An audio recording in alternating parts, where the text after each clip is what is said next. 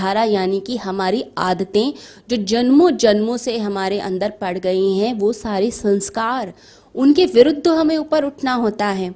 वही तो हमें नीचे की तरफ लेकर जाते हैं। जो हैबिट्स हैं हमारी, जो हमारे अंदर पड़ गई, न जाने कितने जन्मों से कैसी कैसी हिंसा की आदतें, क्रोध की आदतें, ईर्ष्या की आदतें, लोभ की आदतें हमारे अंदर पड़ गई हैं, और वो आदतें फिर हमें नीचे खींचती हैं, हमें ऊपर नहीं उठने देती, हमें परमात्मा से जुड़ने नहीं देती, वो हमें संसार से बांधे रखती हैं। और वो हिंसा, वो अंदर का क्रोध फिर हमारे शरीर में व्यक्त होता है। जब कोई पशु क्रोध में आता है तो अपने नाखून का, अपने दांत का प्रयोग करता है, तो ये हिंसा फिर शरीर के तल पे आने लग जाती है। अब हमें इसे मन के तल पे ही ठीक करना है। अब इसे कैसे ठीक किया जाता है? सबसे पहली बात, सजगता का अभ्यास। कुछ भीतर उठता है, अंदर वृत्ति उठने लगती है, उसी समय उसे संभाल लो, सजग हो जाओ कि मेरे अंदर क्या होता है। लोग तो बेहोश की तरह जीते हैं, सपनों में जी रहे हैं, कल्पनाओं में जी रहे हैं। कई बार तो कोई डिस्कशन होती है, डिस्कशन के बीच में ही कई लोग तो बीच में ही खो जाते हैं। आधी बात ही उन्हें सुनाई नहीं देती, समझ ही नहीं आती, उन्हें बार बार कहना पड़ता है कि ध्यान लगाइए, कहाँ चला गया आपका ध्यान। तो आपने सजग रहना है अपने अंदर उठती हुई हर वृत्ति के प्रति। तो वृत्ति जो है, जैसे सागर में लहरें उठती हैं, बिल्कुल ऐसे एक छोटी सी लहर हमारे भीतर उठती है, हमारे अनकॉन्शियस माइंड से सबकॉन्शियस माइंड को पार करते हुए फिर कॉन्शियस माइंड की तरफ आती है। तो अगर हम उसे अंदर से ही पकड़ लें, उस वृत्ति को, उस लहर को पकड़ लेते हैं, तो हम कंट्रोल कर सकते हैं।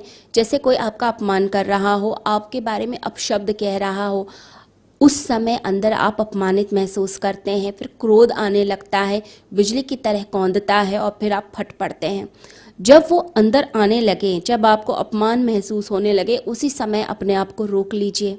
उस समय तुरंत जवाब मत दीजिए, या तो उस जगह से हट जाएं या दूसरे व्यक्ति के साथ उलझे नहीं, रिएक्ट नहीं करें।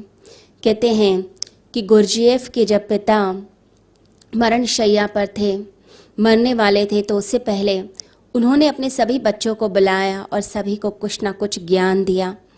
गुरजीएफ 9 साल का था तो उसे भी बुलाकर ज्ञान दिया और उसे कहा कि मैं कुछ बातें समझाना चाहता हूँ, पता नहीं तू समझेगा कि नहीं समझेगा, परंतु मुझे आश्वासन दे कि तू जो मैं समझाऊंगा उसका पालन जिंदगी भर करेगा। अब उस बच्चे ने आश्वासन दे दिया, वायदा कर दिया। अब उसके पिता बोलने लगे कि जब भी तुझे क्रोध आए, जब कोई तेरा अपमान करे, अपशब्द कहे, उस समय तूने जवाब नहीं देना है, 24 घंटे तक अपने आप को रोक कर रखना है। तो गुरजीएफ बोला, छोटा बच्चा था, उसने कहा क्या मैं 24 घंटे के बाद जवाब दे सकता हूँ? तो उसके पिता हंसने लगे और कहने लगे, फिर तो क्रोध करके देखना। तो गुरजीएफ ने अपने संस्मरणों में लिखा कि उसके बाद में कभी क्रोध कर ही नहीं पाया। तो ये सजगता अपने अंदर पैदा करनी है। दूसरी बात, अपने अंदर जो मुख्य लक्षण है, जो मुख्य चारित्रिक लक्षण हैं, जो आपको नीचे की तरफ बहाते हैं, आपकी उदासीनता, आपकी निराशा, आपका क्रोध, आपका लोभ, बस उसे पकड़िए कि क्या चीज़ मुझे नीचे गिराती है, कौन सी आदत मुझे नीचे गिराती है, अब मुझे इस पर काम करना है, उस पर मुझे वर्क करना है। तो जब कोई आदत हावी होने लगे तो क्या करें? अपनी श्वासों पर ध्यान दीजिए। जैसी सांस बाहर जा रही है या अंदर आ रही है, कुछ क्षण रोकें।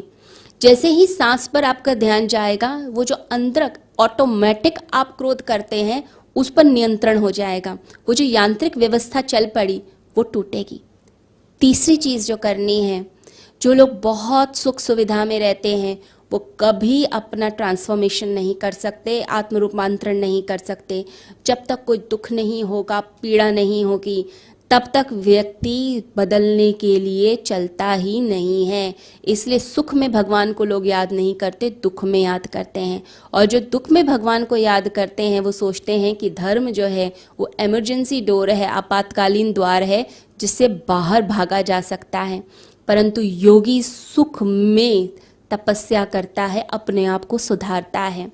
आदत बनाइए, सुबह उठना है तो जैसे ही आँख खुलती है तुरंत बिस्तर से उठकर खड़े हो जाइए।